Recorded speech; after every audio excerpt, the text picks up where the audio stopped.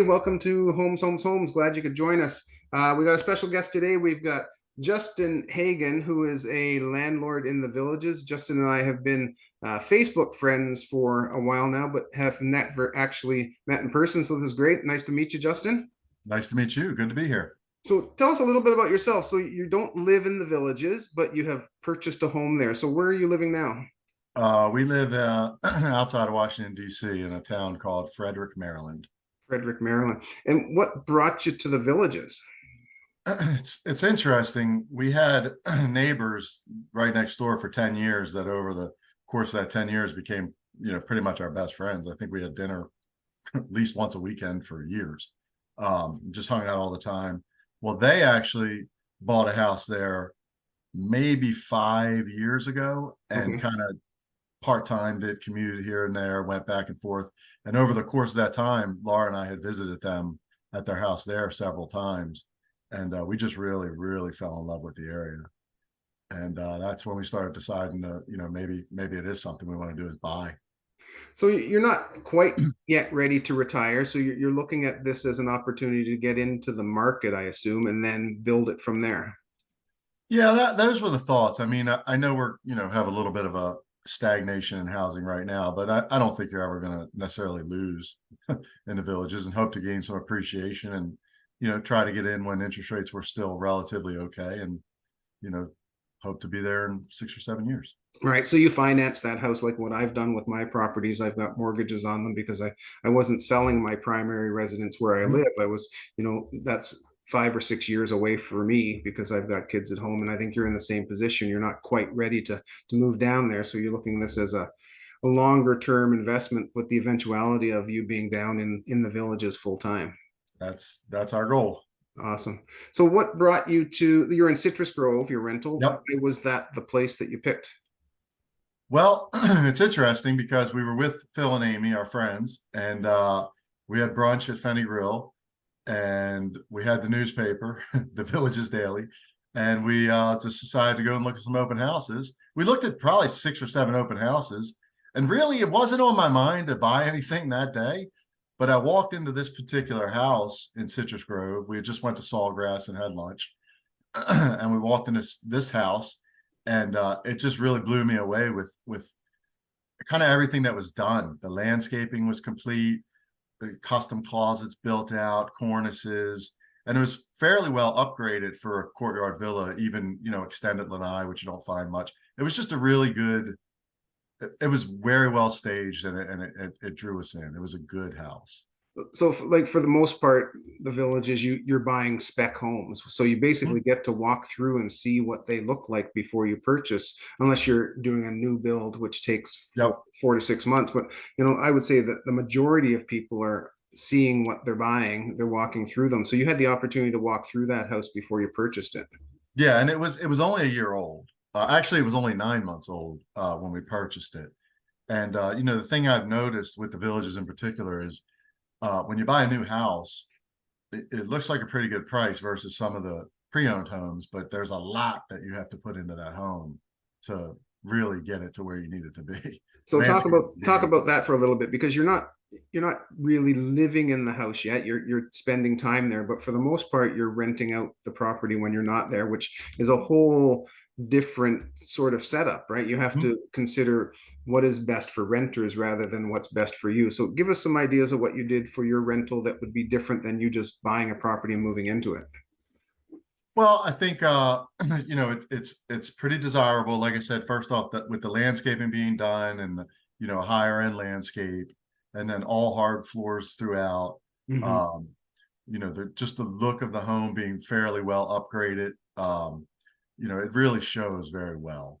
And that came through when we walked through it. So And that definitely would have been an upgrade. The no carpeting in the bedrooms, like that mhm. would have been an upgrade that someone had done because now your rental becomes more pet friendly because you're not worried about carpeting, right? Yep. Really, the only thing that they didn't do upgrade wise is the countertops are still the designer laminate.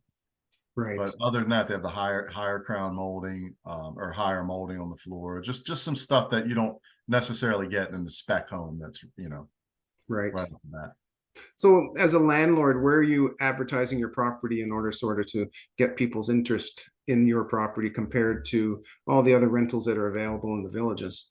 So I use rentfromavillager.com, villagershomes4rent.com, and I have it on Airbnb, but only for several weeks throughout the summer, just to try to supplement. And you've been fairly consistent with your bookings. Like you're getting bookings pretty much 11 months of the year, right? I think, yeah, I have a couple of open dates in the end of June and the beginning of July and the middle of August, and September and December are still open. But for the most part, yeah, I'm booked. So rent from a villager, villagers rentals, and then Airbnb, sort of your top three. Yeah, yeah, those are the ones we use. I don't use any other platforms. Right. And those websites are fabulous because it's people that are looking specifically in the villages. That's where they're going to go to, right? Yep. I mean, I've gotten rentals from both Rent from a Villager and Villagers for rent.com. Right. So going forward, what's your sort of 2-year, 5-year plan with the house? 2-year plan is to just kind of do what I'm doing. And then, 5-year plan, my youngest daughter will be, a freshman in college. And my plan at that point is to escape the winters here Yeah, and sure. try to at least stay there January, February, March. How much And time are you spending at the house now then? right now we're super busy. So only maybe a couple of weeks a year. And do you find that the rental that you're doing, is it mostly cost recovery? Like you're not making a ton of money. It's just, let's pay the bills and look at the appreciation and make sure that all the costs are covered. And then, 2 or 3 years from now, you're in a good spot. With all expenses this year, I should turn just a small profit of a couple $1,000. So yeah, mostly the plan is rental, recovery of expenses and somebody else paying my mortgage. Right. And depending on what type of mortgage you got, whether it's a fixed or variable, like the variable rates have gone up. So there's definitely less profit. And we've probably noticed in the last year, I have anyway, that rental rates are creeping up, month over month over month of January, February, March, rentals are way up. And I think that's just an indication of costs that have gone up for the landlords. I don't think it's greed. I think it's just cost recovery, right? Yeah, it really is. And actually, even this year, I'm getting a little bit nervous about homeowners insurance. That'll come up in September. So I'm a little bit nervous about what that's going to look like.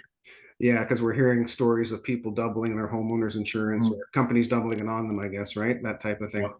Yep. Yeah, and a lot of companies have pulled out of Florida, so that's awesome. So what we'll do then at the end of this video, we'll definitely make sure that we have your rental information on the video so that if people are Oh, great. interested, they can go look at that. But is there anything else you want to talk about at this point? I just wanted to get a good profile of who you are and what you are and, go from there.